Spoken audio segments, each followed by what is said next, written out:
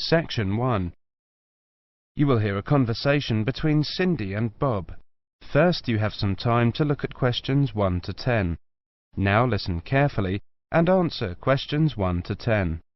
So, Bob, how many people have said that they're coming on the company picnic? Well, Cindy, we've got 35 definite and another 10 probable. Shall we say 50? I think so. And we've fixed the date for... The 26th, the last Sunday in August. Great. I hope the weather's good. Should be. Now, we have to decide where to order the food from and what kind of things we want. Right. What's our budget? We've decided to go for £10 a head for food and £5 a head for drinks. OK, I got some pamphlets from caterers. What do you think? The most important thing is to make sure that there's a variety of food. We don't want people complaining that they don't like anything. We also don't want food that could deteriorate in the sun. Ice cream, that kind of thing. You've seen these pamphlets. What do you think? Well, I thought Paris Kitchen looked good. The price almost exactly meets our budget, and they seem to have a good variety. I don't know. A friend of mine used them for her company and wasn't impressed. Really? What exactly didn't she like? Well, the food. She said the food was good, but not quite the variety they'd expected. The drinks included some wine, which was apparently not very good. Oh, well, perhaps we need to consider this one, company caterers. Looks a bit pricey. Mind you, I've heard that they are very good. Let me check the price. Yes, £12 a head for food. That's more than our budget. Do you think we could get a discount? Let's see if it says anything in the pamphlet. Yes, they do offer a discount for groups of more than 30. 10%. Does that help us? 10% off £12. It's still more than we budgeted for. Hey, look at this one. Celebrations. It's a new company. I asked a few people about them, but no one has any ideas. Well, let's see. £9 a head for food and £5 a head for drinks. That's fine. What kind of food do they have? It says here that they just provide cold meals for picnics. Well, that's okay. And they include vegetarian dishes. We do have some vegetarians to take into consideration. Well, it looks good to me. The only problem is their lack of experience. I mean, it's a bit of a risk, isn't it? Yes, if the food's no good, we'll look incompetent. Ah, look here. It says that we can visit their premises and try some of the dishes they offer. You mean we might get a free lunch? Shall we call them and arrange to go and see them? OK, which day? How about tomorrow? No, we've got that meeting. The day after tomorrow, Thursday. Good. Time? 11? Good. Right. What's their phone number? 28653479. We also need to ask them whether they can deliver straight to the picnic site, don't we? Yes. I don't think that'll be a problem, though. I mean, it's on the outskirts of the city, but it's not too far away. Does the price include delivery? It doesn't say, but the other companies include it, so they should. If they don't, our budget still allows us to pay a small fee. That is the end of section 1. You now have half a minute to check your answers.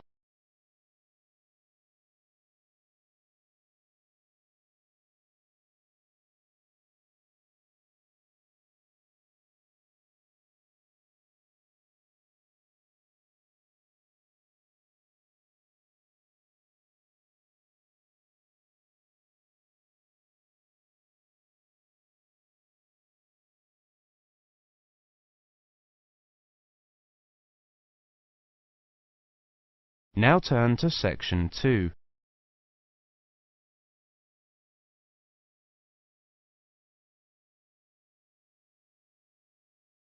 Section 2. You will hear a presentation on advice on legal matters. First, you have some time to look at questions 11 to 20.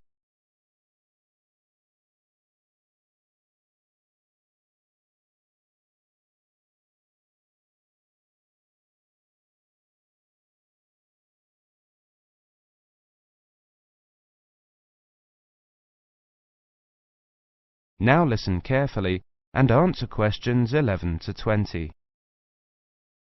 Good afternoon, everybody. My name is Sally Miller, and I'm here to offer you some advice on legal matters whilst you are studying at this university.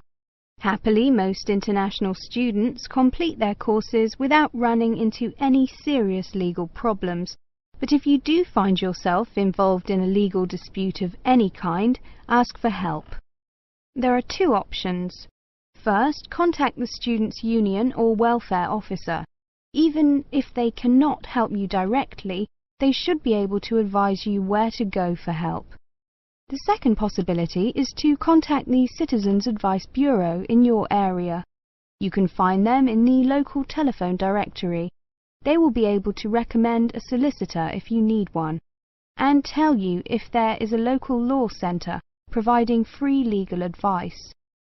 They will also be able to tell you whether you can claim legal aid to help pay for any court and legal fees.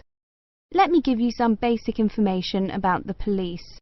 The police have the power to stop and search anyone who appears to be behaving in a suspicious manner.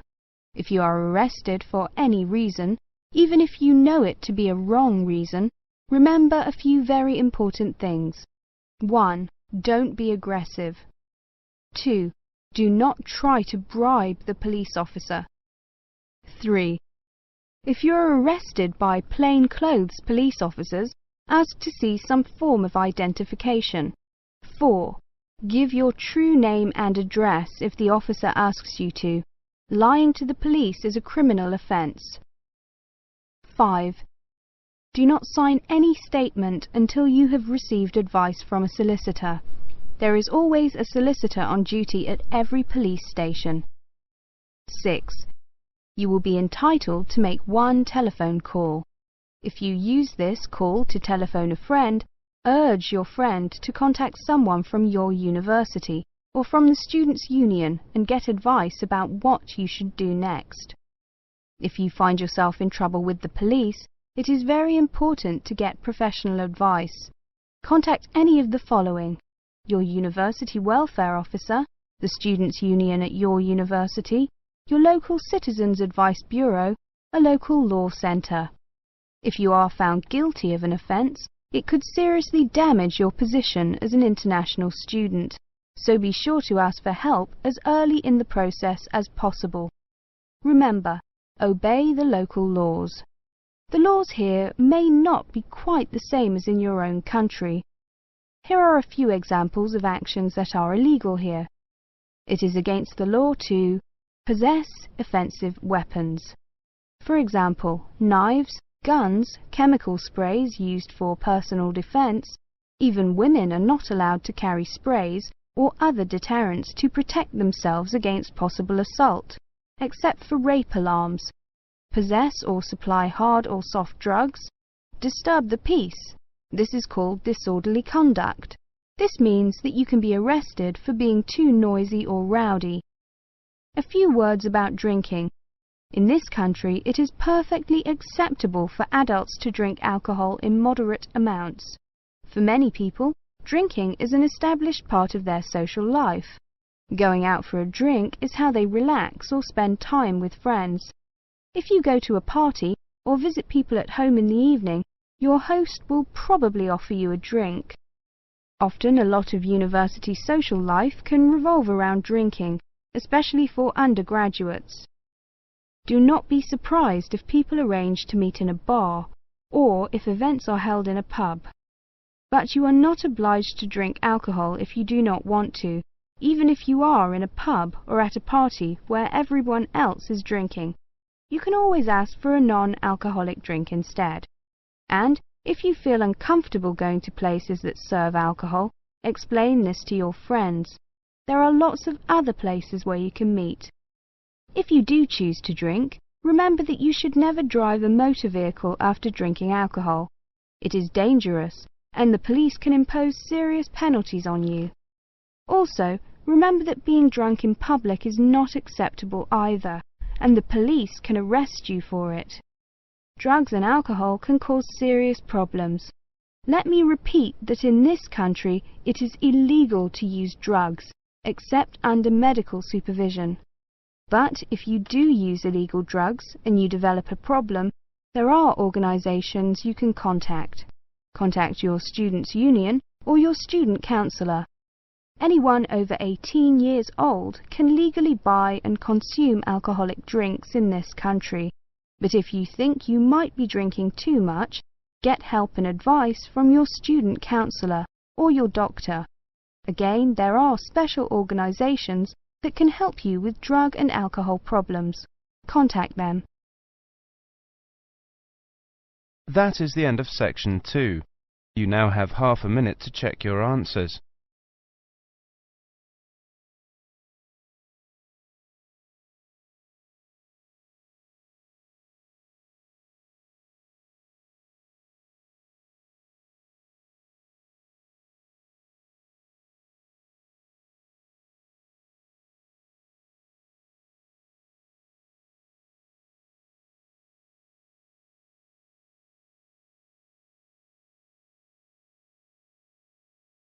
Now turn to section 3. Section 3. You will hear a conversation between Carlos, Melissa, David and Simona. First, you have some time to look at questions 21 to 30.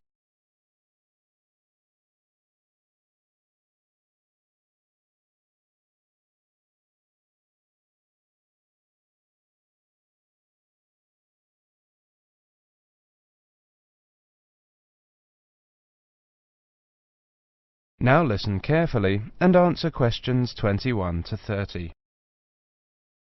Okay, everyone. Let's look at what presentation tips we come up with for our next seminar, Melissa. Okay, here's my first tip. Show up early. Some experienced presenters say that something good is bound to happen. I'm not sure about that, but... Well, you may have a chance to head off some technical problem. Also, at the beginning, before you actually begin your presentation, people filter in slowly. It's a great time to introduce yourself. Can't argue with that. Simona has some ideas about opening. Have a strong opening. I picked up a few ideas for structuring your opening. First, never apologise. If you're worried the presentation won't go well, keep it to yourself and give it your best shot. Besides, people are usually too preoccupied with their own problems to notice yours. I like that. Open by addressing the following 3 questions. What's the problem? Who cares? What's your solution? Excellent suggestion. David, you've gone quiet. Well, my next suggestion is PGP. That means that with every subtopic, you should move from the particular to the general and back to the particular. Even though the purpose of a subtopic is to convey the general information, bracing it with particulars is a good way to draw attention and promote retention. I've got another one. This might not be a tip so much as a law. Give everyone at least one piece of paper. A piece of paper is a record from your presentation. People can use that to help recall the details of the presentation, or better yet, to tell others about it. The next tip I have is know your audience. This is, of course, a general piece of advice for public speaking. See if you can find out what styles of information a presentation they are most familiar and comfortable with. Adapting your presentation to those styles will leave fewer barriers to the direct communication of your material. I like that idea. We mentioned possible technical problems before. My next point is that maybe speakers should rethink the overhead projector. Is one really necessary? I think that often is, but I agree with your basic point, Simona. Don't use one just because it's there. Maybe a good tip is to consider carefully what you're putting on your slides. Yes, David, that's a very good point to make. Slide content is, well, you don't want too much, too little. Carlos? Good point, both of you. Another point I have is to respect the audience. Don't condescend by dumbing down your lecture. Show them respect by saying what you believe and what you know to be the whole story. I also have a point about humour. I think that humour is generally good, but be careful with it. Humour in a presentation works best when it actually drives the presentation forward. If you find you're using canned jokes that don't depend on the context of the presentation, eliminate them. David? Maybe, Melissa, but always be very careful about jokes that put down a class of people. If you're going to alienate your audience, do it on the merits of your content. Also, avoid masculine or even feminine pronouns as universals. It can be a nuisance to half the audience. As universals, use the plural they. The Oxford English Dictionary has allowed they as a gender-neutral singular pronoun for years. Thanks, Simona. Thinking towards the end. Take care with the questions. Many people judge the quality of your talk not by the 20 minutes of presentation, but on the 30 seconds you spend answering the question. Be sure to allow long pauses for questions. 10 seconds may seem like a long pause when you're at the front of the room, but it flows naturally from the audience's point of view. Let people know you believe your material. Speak with conviction. Believing your subject matter is one of the best ways to speak more effectively. Finish early, and something good is almost bound to happen. If nothing else happens, people will be able to leave early, and suddenly they'll have an extra couple of minutes to do things they didn't think they'd get to. People will really like you if you do that. I think we have missed the key point. Practice. Practice over and over and over. If you can, record your presentation. Play it back and watch yourself. You'll discover 1,000 horrible things you never knew about yourself. Now watch it again without the sound. Why are your hands flying around like that? Now listen to it with the picture. Get rid of those ums. Now watch it at twice the normal speed. This emphasizes low-frequency cycles in your gestures. David, those were excellent points. I have one more, something quite simple, but often overlooked. I read that the two most dehydrating things you can do in a modern civilization are live presentations and air travel. I don't know if it's really true, but the message is that the way to stay sharp is to drink lots of water. Take care of your body, especially your voice. If possible, avoid alcohol too. So, we've got to organise these points now. That is the end of section 3. You now have half a minute to check your answers.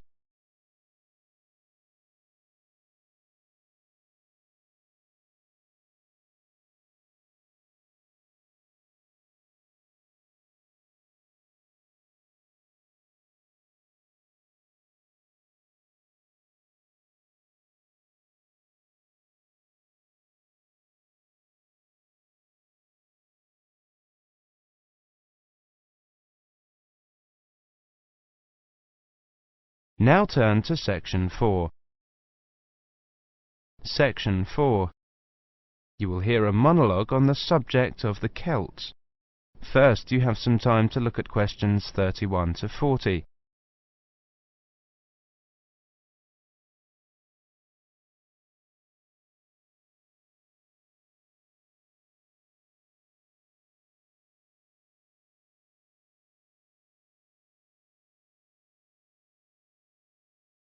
Now listen carefully and answer questions 31 to 40.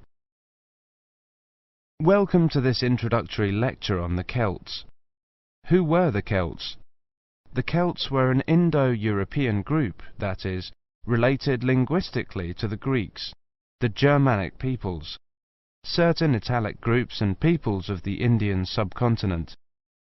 They arose in Central Europe at the beginning of the first millennium BC, and were an iron-using and horse-rearing peoples. By the end of the first millennium BC, their cultural group had spread up and down the Danube and Rhine, taking in Gaul, Ireland and Britain, across Central Europe into northern Italy and northern Spain.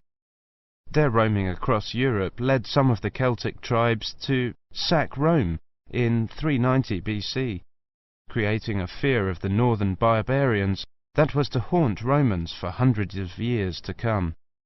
The Celts are defined archaeologically by the type sites of Hallstatt and Latene, the former being taken to relate to an earlier phase of cultural development. Hallstatt, an ancient salt mining area, was excavated from 1876 onwards by the Viennese Academy of Sciences, and provided the first classification of the prehistoric Celts. In 1858, the waters of Lake Neuchâtel in Switzerland sunk to a low level, revealing a large prehistoric settlement with a huge number of surviving artifacts. The nearby town of Latene gave its name to the second phase of Celtic cultural development. However, please note that these phases overlap through time and are defined according to geographical area. Let's look at each of these, taking the Hallstatt first. Hallstatt culture is characterized in 4 stages. A and B were during the Late Bronze Age, from about 1200 to 700 BC. C was in the Early Iron Age, from about 700 to 600 BC. D was from about 600 to 475 BC. The Hallstatt culture spanned Central Europe, with its centre in the area around Hallstatt in central Austria. There were 2 distinct cultural zones, the eastern and the western. At the start of the period, long-distance trade was already well established in copper and tin, the basic requirements for manufacture of bronze. From about 700 BC, trade in iron also became established.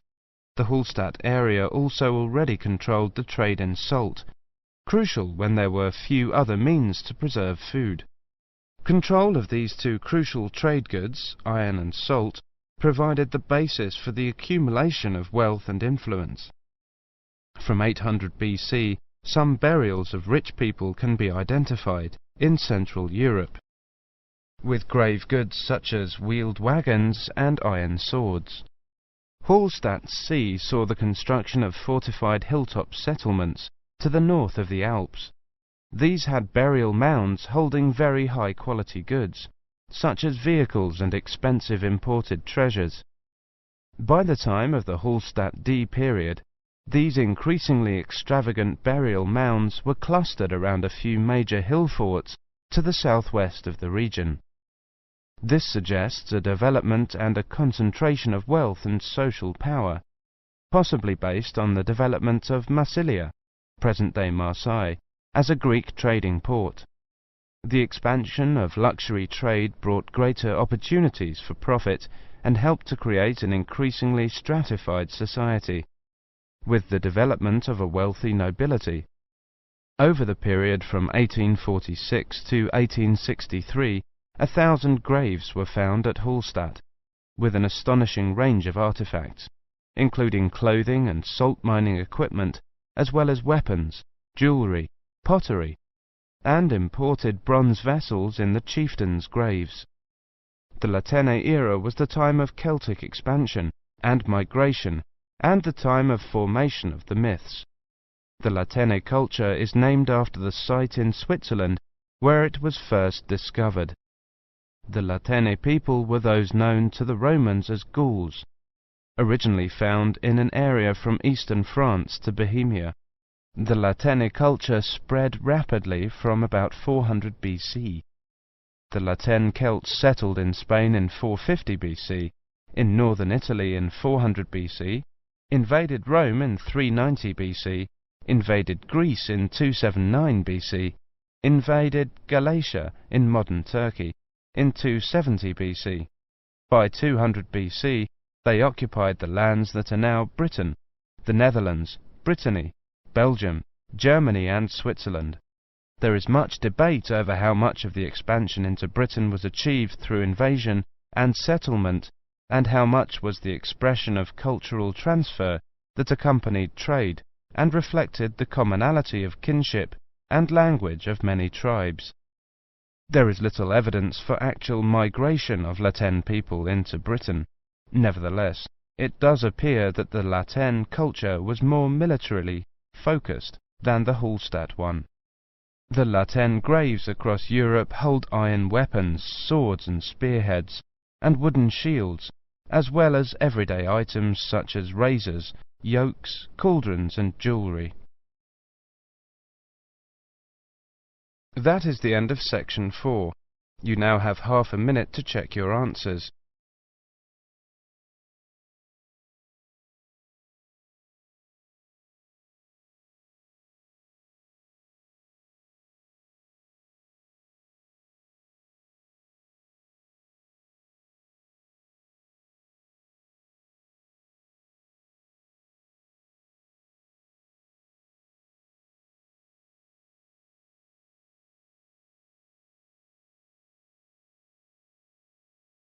That is the end of the listening test. In the Ielts test, you would now have 10 minutes to transfer your answers to the listening answer sheet.